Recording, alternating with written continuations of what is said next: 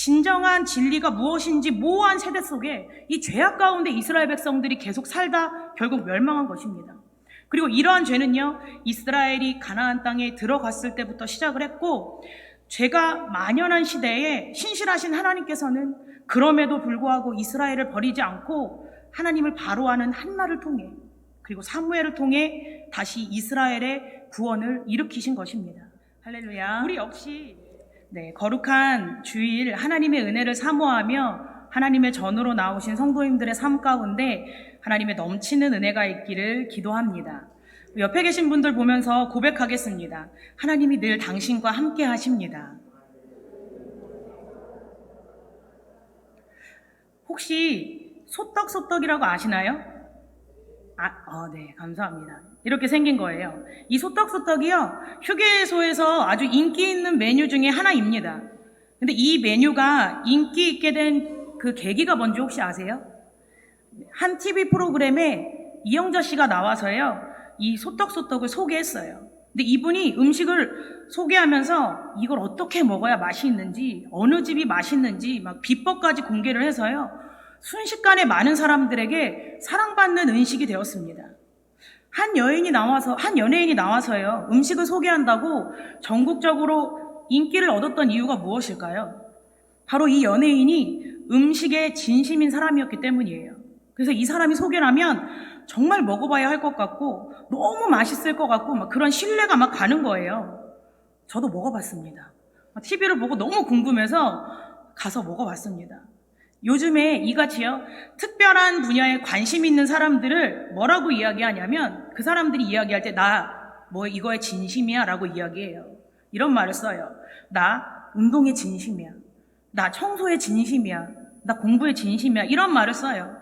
근데 이 분야에 대해서 일반 사람들보다 더 깊은 지식을 갖고 있고 또 많은 노하우를 갖고 있을 때 이렇게 당당하게 이야기할 수 있거든요. 그리고 결국 이런 사람들이 전문가가 되는 거예요.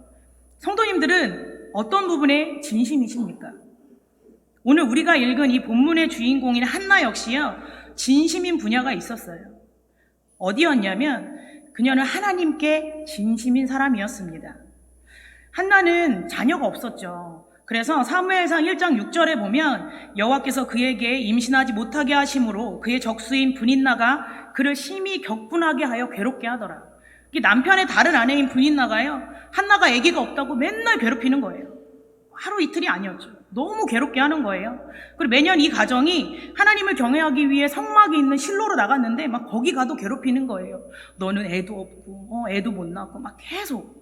그러니까 한나가 너무 그 괴로움이 심해서 하나님 앞에 나아가서 통곡하며 기도하죠. 하나님, 제가 너무 괴로워요. 제 고통을 아시죠? 제발 저에게 아들을 주세요. 그럼 제가 평생 하나님께 드리겠습니다. 한나가 이 고백을 하고요, 하나님께서 그 기도를 들으시고 아들을 낳게 하셨습니다. 그리고 오늘 본문은 한나가 하나님께서 주신 아들을 그가 기도하면서 서원했던 것처럼 여호와의 집에 데려다 놓고 오면서 하나님을 찬양하는 내용이에요. 그런데 이 고백이 굉장히 특별합니다. 이 고백이 특별한 이유가 무엇이냐면 우리가 그 이유를 한나가 처해져 있던 환경에서 찾아볼 수 있는데요. 한나가 살던 시기는 사사시대였어요. 사사시대의 말기였고요. 이 시대는 문명이 바뀌던 시기였습니다. 그래서 청동기 문명에서 철기 문명으로 바뀌는데, 그때 철기 문명을 갖고 있던 강자였던 블레셋이 군주국가가 돼요. 군주국가는 왕이 다스리는 국가를 의미하거든요. 그러면서 가나안 지역의 강대국이 되는 거예요. 근데 문명의 차이는요, 극심한 힘의 차이를 이야기합니다. 전쟁이 나면 이스라엘은 괭이, 삽, 도끼 이런 거 들고 나가는 거예요. 근데 블레셋은 뭐를 들고 나갔을까요? 칼이랑 창을 들고 나오는 거예요. 이 차이가 어마무시합니다. 그러니 이스라엘이 블레셋의 문명을 보면서 부럽지 않았을까요? 그리고 블레셋의 군주인 국가로서 왕이 있으니까 이스라엘도 보면서 생각하는 거예요. 우리도 저렇게 강력한 국가가 있었으면 좋겠다. 그래서 사사시대에요, 이 군주체제를 따라하는 사사들이 생겨나요. 그래서 사사기를 보면 아말렉은 스스로 왕이 됐다고 이야기하고요. 야일은 사사기 10장 4절에 보면 그에게 아들 30명이 있어 어린 나이 30을 탔고 성읍 30을 가졌는데 그 성읍들을 길르앗 땅에 있고 오늘까지 하봇 야일이라 부르더라. 구약 시대에 나귀를 탔다는 거는요, 굉장한 높은 지위를 이야기하는 거예요. 그리고 30성읍을 가졌다는 것은 무엇을 이야기하는가? 야일의 30명의 아들이 성주가 되었다는 거예요. 그렇다면 성주들의 아빠는 뭘 했을까요? 뭐처럼 살았을까요?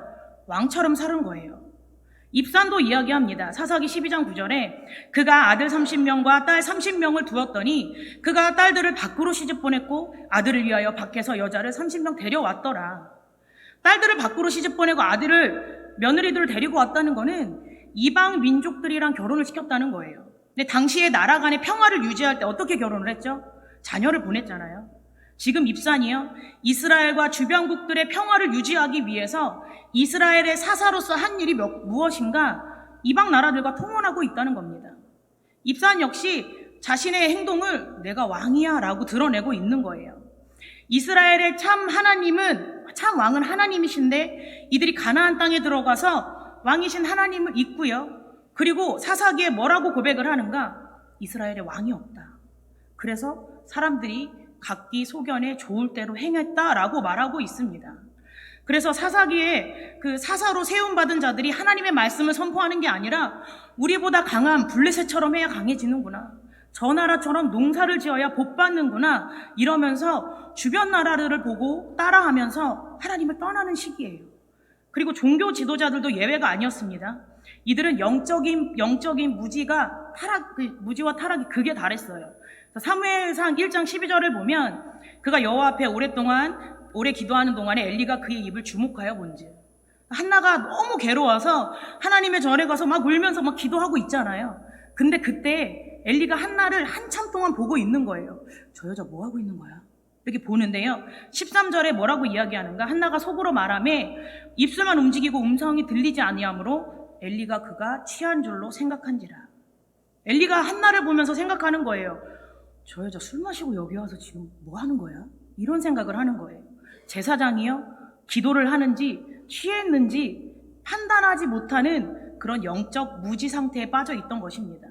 종교 지도자들이 이러니 일반 백성들의 상태는 말하나 말하겠죠. 지금 이스라엘은요, 영적 무지에 빠져서 무엇이 옳은지 무엇이 그른지 전혀 알지 못하는 상태예요. 그러니까 이들은 강한 나라의 다른 나라 신들을 따라 섬기게 된 것입니다. 그래서 이 당시 지중해에 나라의 그 모든 사람들이 믿는 게 있었는데 뭐냐면 바로 구원은 몰렉에게 있다는 거예요. 사람들이 모든 문제를 만났을 때 전쟁의 위협에서, 집안의 어려움에서, 아픔에서 이것에서 내가 구원을 받으려면 누구를 찾아야 하는가? 몰렉을 찾아야 한다라고 생각하고 있었어요. 몰렉이 구원의 신인 거예요. 그러니까 내가 문제를 구원받으려면 내가 낳은 가장 귀한 자녀를 몰렉에게 바쳐야, 그래야지 구원을 받을 수 있다라고 믿고 있었습니다. 이스라엘이 이 몰렉을 믿었을까요? 안 믿었을까요? 믿었겠죠. 왜요? 다른 나라들이 다 그렇게 믿고 있으니까요. 그리고 농사를 배웠잖아요. 근데 이 농사는요, 이 당시 바알 종교 자체였어요. 즉 바알 종교를 알아야만 농사를 지을 수 있는 거예요. 그러니 이스라엘 백성들 안에 어쩌면 의도적으로, 아니면 나도 모르는 사이에 이방 종교들을 당시의 문화로 너무 자연스럽게 받아들이면서 그 신앙이 하나님 중심의 신앙에서 섞이게 되는 거죠. 주변 나라들을 따라서 다른 신들을 섬기는 것입니다. 그로 인해서 이스라엘 백성들이 난 하나님을 믿어요, 난 하나님께 예배드려요 이야기하고 있지만 그들의 행동과 삶은 하나님을 멸시하고 질밟고 있는 시기였던 거예요.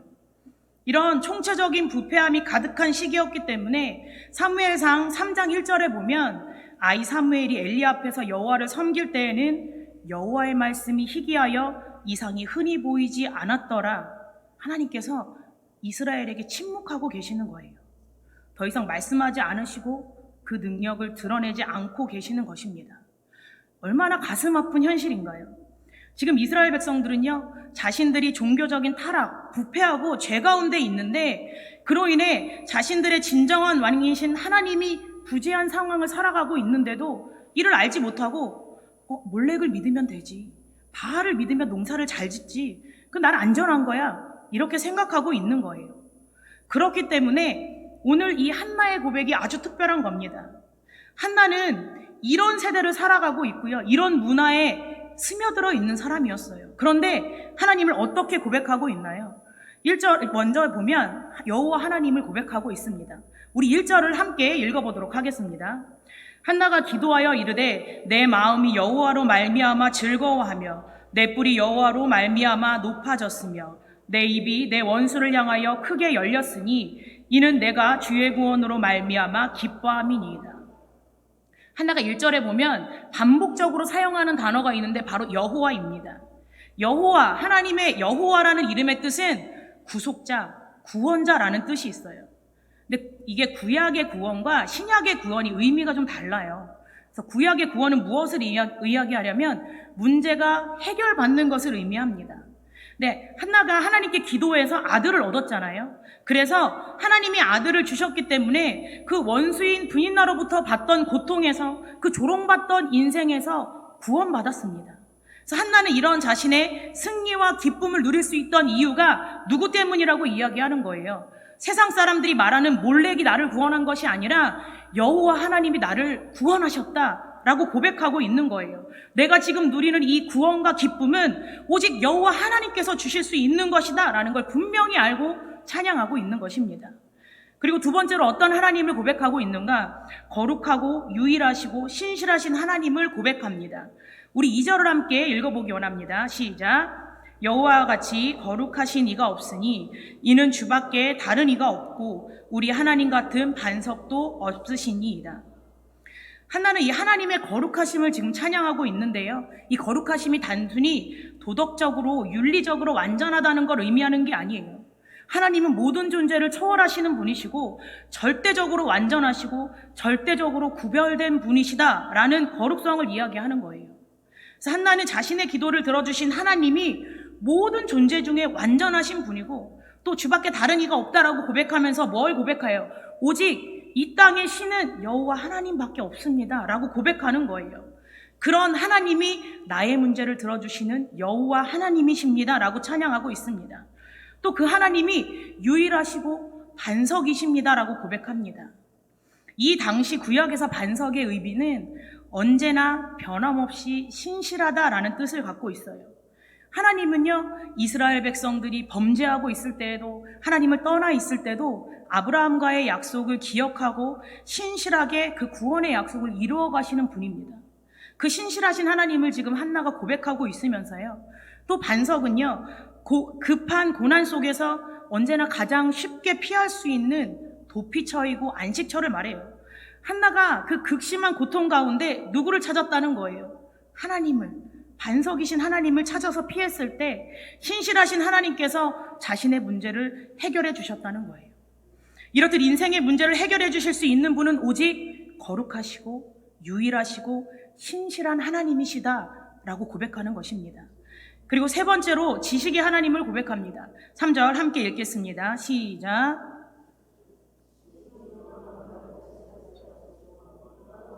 너희의 입에서 내지 말지어다.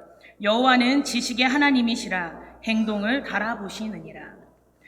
아멘. 한나는 하나님이 모든 것을 알고 계시는 전지하신 하나님을 고백하고 있습니다. 그래서 한나를 괴롭히는 대적, 분인나와 같이 교만하고 오만한 말을 하는 그 악인들의 마음 깊은 것도 알고 계시다는 거예요. 그 사람들을 판단하고 계시고 지금 하나님이 측정하고 계신다는 겁니다. 그리고 그 모든 것을 알고 계신 하나님이 어떤 일을 이루셨는가? 네 번째, 역전의 하나님을 고백하고 있는데요. 오늘 본문의 4절에서 5절을 보면 하나님께서 용사 같던 자들, 풍족한 자들, 많은 자녀들을 둔 자에게서 넘어진 자, 그리고 줄인 자, 임신하지 못하는 자들을 보호하시는, 그들의 인생을 역전시키시는 하나님을 고백하고 있습니다. 하나님께서 함께 하실 때 절망 가운데 있는 인생들이 구원을 얻게 되는 것입니다. 하나님이 모든 상황 가운데 개입하고 계시고 그로 인해 불쌍한 인생들을 찾아가 주시고 그들의 삶을 바꾸어 주실 수 있는 역전의 하나님이심을 고백하고 있는 것입니다. 그리고 다섯 번째로 모든 인생의 주권자가 되시는 하나님을 고백합니다. 그래서 이 6절 이후에서 10절까지 한나는요, 하나님의 역사들을 찬양하고 있어요. 그리고 결국 그것의 찬양의 메시지가 무엇인가? 이 땅의 모든 인생의 주권자는 바로 하나님이시다라는 거예요. 우리가 인생을 살아갈 때 우리의 인생에 중요한 문제들을 너무나 많이 만납니다. 죽음과 삶, 가난함과 부함, 그리고 높아짐과 낮아짐. 근데 이런 것들은요, 사람의 힘으로 어떻게 할 수 없는 것들입니다. 근데 이 모든 것에 대한 주권이 하나님께 있다라고 한나가 고백하는 거예요. 근데 이 고백은 신명기 32장 29절에 이제는 나 곧 내가 그인 줄 알라. 나 외에는 신이 없도다. 나는 죽이기도 하며 살리기도 하며 상하게도 하며 낫게도 하니 내 손에서 능히 빼앗을 자가 없도다. 아멘. 이 말씀을 근거로 한나가 믿음의 고백을 하고 있는 거예요. 한나가 이 말씀을 의지하며 하나님 앞에 나아갔을 때 모든 인생의 주권자 되신 하나님께서 그의 삶을 역전시키시고 구원하셨다고 찬양하고 있는 겁니다. 이같이 한나는 자신에게 은혜를 베푸신 하나님이 어떤 하나님이시라고 이야기하고 있나요?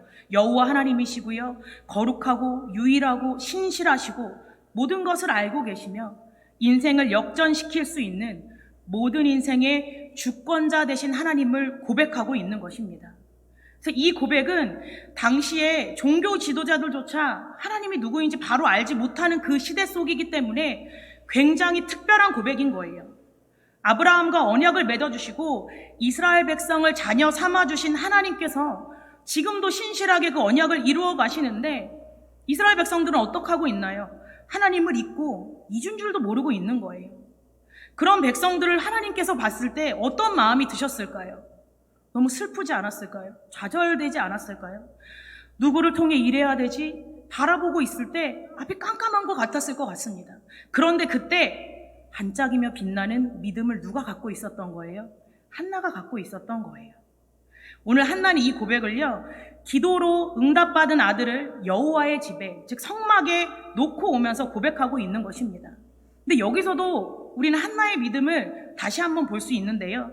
사무엘상 1장 24절을 보면 젖을 뗀 후에 그를 데리고 올라갈새 수소 3마리와 밀가루 1에바와 포도주 1가죽부대를 가지고 실로 여호와의 집에 나아갔는데 아이가 어리더라.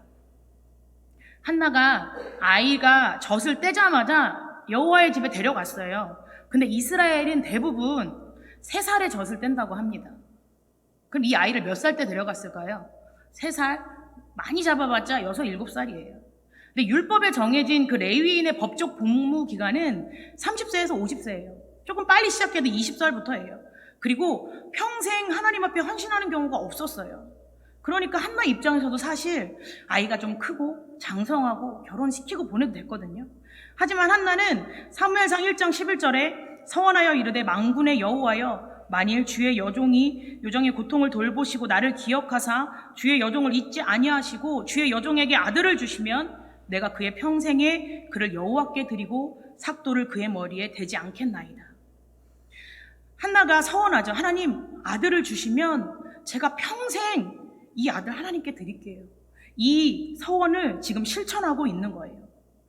그런데요, 한나가 이 어린아이를 여호와의 집에 이 어릴 때 데려놓은 이유가 단지 서원했기 때문은 아닙니다.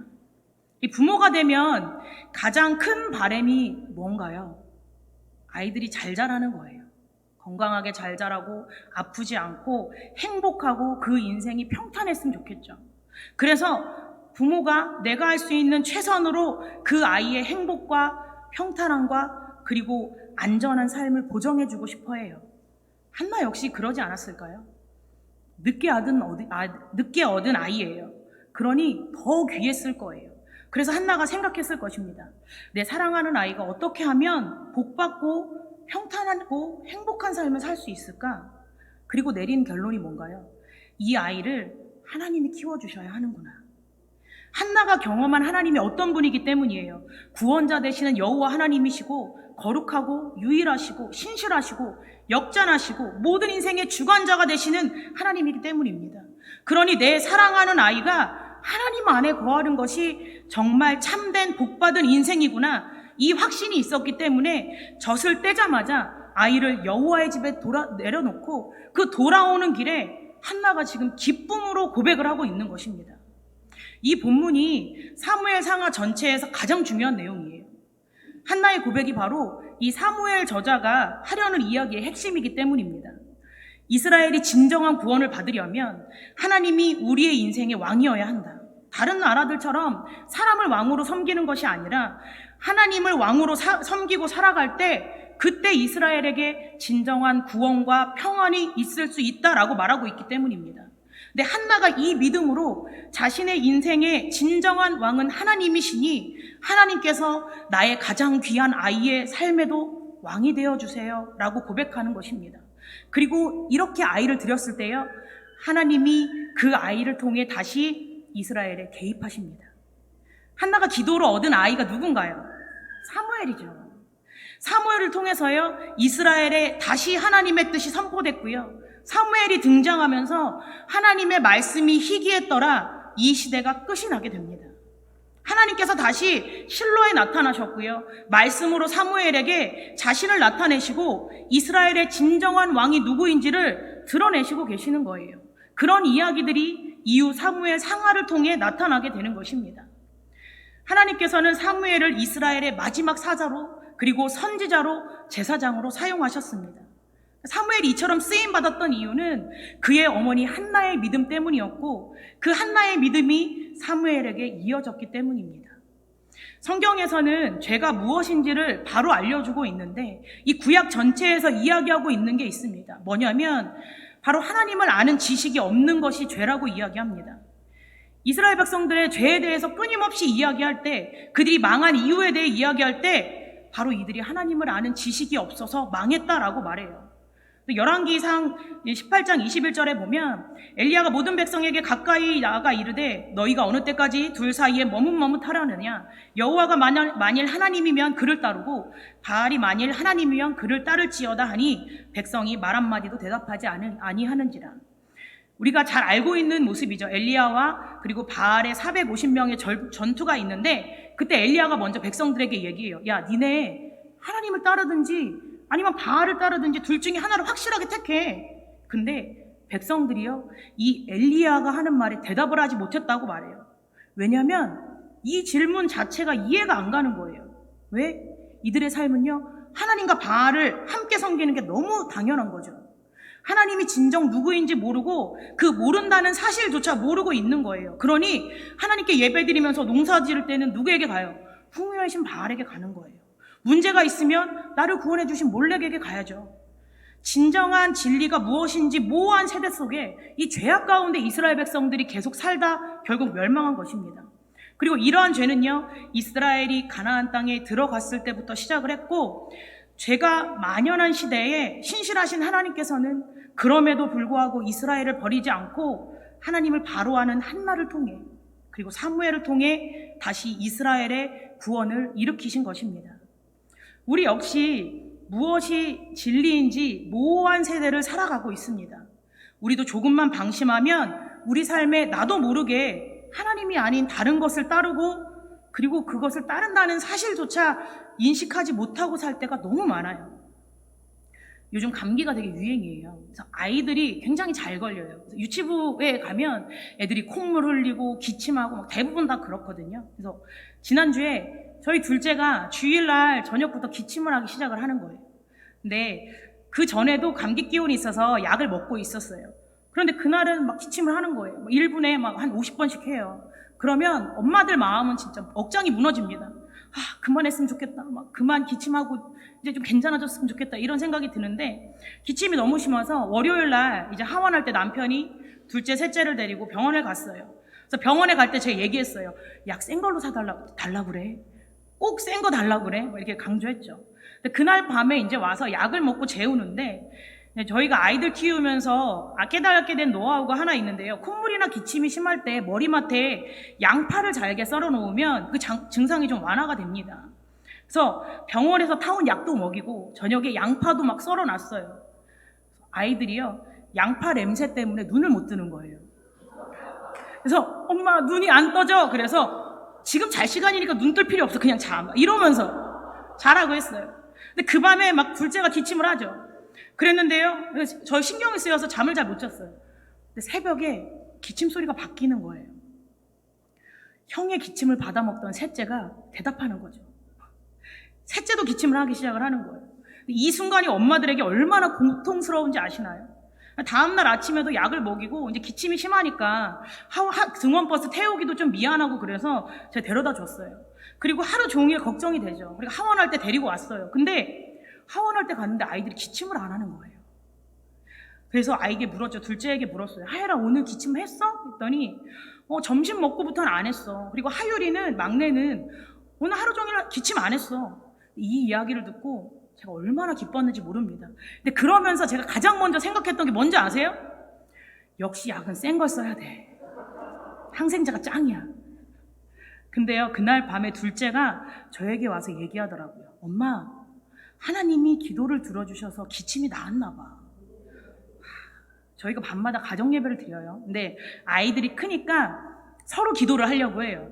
그래서 먼저 기도하는 사람이 시작 기도를 할 수 있어요. 근데 아이들이 막 서로 내가 기도할 거 막 이러는데, 월요일날 이 둘째가 시작 기도를 했단 말이에요. 그러면서 뭐 자기 기침 낫게 해달라고 기도를 했어요. 근데 아이는요, 하나님이 그 기도를 들어주셨다는 거예요. 근데 그렇다면 저는 아이를 위해 기도를 안 했을까요? 했죠. 아이들을 안고도 하고요, 새벽에도 하고요, 그리고 하루 종일 아이들이 걱정되니까 기도했어요. 그런데 저는 무의식 중에 하나님보다 항생제를 더 의지하고 있었던 거예요.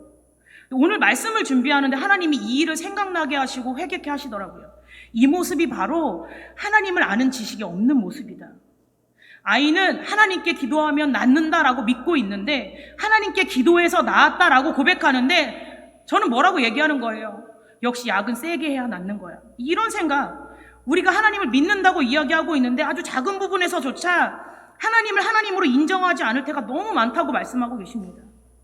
한나의 고백을 보면서 하나님이 여호와의 하나님입니다. 거룩하고 유일하시고 신실하시고 모든 것을 알고 계시고, 그리고 인생을 역전시키시고 인생의 주관자 되신 하나님입니다. 이 말씀을 들을 때 나도 알고 있습니다 라고 말하고 있는데, 그런데 삶은 한나처럼 하나님의 은혜를 발견하고 매일 감사하고 찬양하고 나의 삶의 가장 귀한 것, 나의 자녀들, 나의 가족을 하나님께 맡기고 살지 못하고 있다는 거예요. 하나님을 믿는다고 말로는 이야기하는데, 그래도 아이들이 성공하려면 주일에 학교 가야 되고요, 하나님이 이 시대의 진정한 주인이시라고 이야기하지만 돈을 모으고 좋은 집으로 이사하면 그때부터 하나님을 잘 믿을 거야 라고 고백하는 모습들. 삶의 아주 작은 부분부터 큰 일까지 우린 전적으로 하나님을 의지하지 못하고 이 사사시대 이스라엘 백성과 같이 별반 다르지 않게 살아간다고 말씀하고 계시는 거예요. 이런 모습이 하나님을 아는 지식이 없는 모습이고 결국 그것이 죄라고 말씀하고 계십니다. 우리 안에 혹시 이런 모습들이 있다면 이 시간 하나님 생각나게 해주세요. 그리고 회개하게 해주세요. 간구하긴 원합니다. 그리고 한나의 모습이 우리에게 도전이 되길 원합니다. 제사장조차도 하나님을 제대로 알지 못하던 시절에 한나는 하나님께 진심인 사람이었어요. 하나님을 바로 아는 믿음의 전문가였습니다. 그리고 그런 한나를 통해 하나님의 말씀이 희귀했던 시대가 끝나고 다시 하나님이 일하시고 능력을 드러내셨습니다. 우리도 한나와 같이 하나님께 진심인 사람들이 되기 원합니다. 입으로만 하나님을 믿는다고 말하는 게 아니라, 형식적으로 예배드리고 끝나는 것이 아니라 우리의 삶 속에 매 순간 하나님을 전적으로 신뢰하고 의지하며 나아가기 원합니다. 살아 역사하시고 인생의 주관자가 되신 하나님을 바로 알고 바로 믿는 인생의 전문가들이 되길 원합니다. 그래서 한나와 같이 문제를 만났을 때 하나님 앞에 나가 엎드리고요, 문제가 해결됐을 때 하나님의 은혜를 감사하며 찬양하는 인생들이 되길 원합니다. 저와 성도님들 모두가 다른 건 몰라도 하나님께 진심인, 하나님 보시기에 정말 이 충주제일교회가 우리가 반짝반짝 빛나는 믿음을 가지고 이 시대 하나님의 능력을 드러내는 은혜의 통로가 되기를 기도합니다. 이 시간은 찬양 한 곡을 나누고 함께 기도하기 원합니다. 이제 역전되리라 라는 찬양인데요, 이 가사를 보면 한나가 하나님을 붙들 때 그 절망적인 상황 가운데 하나님이 한나에게 말씀하신 것 같았어요. 가사를 먼저 읽어드릴게요. 기도를 멈추지 마라. 눈앞의 상황이 마음을 눌러도 원망치 마라. 너의 입을 지켜라. 저들은 너의 입을 보고 있다. 마음을 뺏기지 마라. 내가 널 도우지 않는다는 소리에 너의 모든 게 불리해도 너는 기도를 계속해라. 너 기도를 멈추지 마라. 내가 너의 모든 상황을 바로 역전시키리니 내가 잠시도 쉬지 않고 모든 걸 지켜보고 있으니 바로 역전되리라. 저들의 힘이 너를 압도해도 저들이 너의 숨을 조여도 너희는 기도의 능력을 볼 것이다. 내가 역전시킬 것이다. 하나님의 말씀이 희귀하고 이상이 보이지 않는 시기 한나는요, 하나님을 정확히 알고 믿었기에 그렇기에 하나님 앞에 나아가 기도했고 구원의 은혜를 누렸습니다. 여기 모인 우리의 환경과 상황이 다 다르지만 우리는 살아가며 분명 어려운 일을 만나게 되고 낙심하는 일을 만나게 됩니다. 그럴 때 우리가 한나와 같은 믿음으로 낭망하거나 절망하는 것이 아니라 역전하시는 하나님을 만나고 그 하나님으로 인해 승리하길 원합니다. 우리 시간 함께 고백하겠습니다.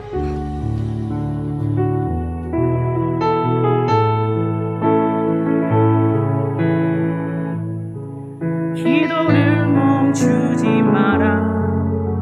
눈앞의 상황이 마음을 눌러도 원망치 마라. 너의 입을 지켜라. 저들은 너의 입을 보고 있다. 마음을 뺏기지 마라. 내가 널 도우지 않는단 소리에 너의 모든 게 불리해도 너는 기도를 계속해라. 너 기도를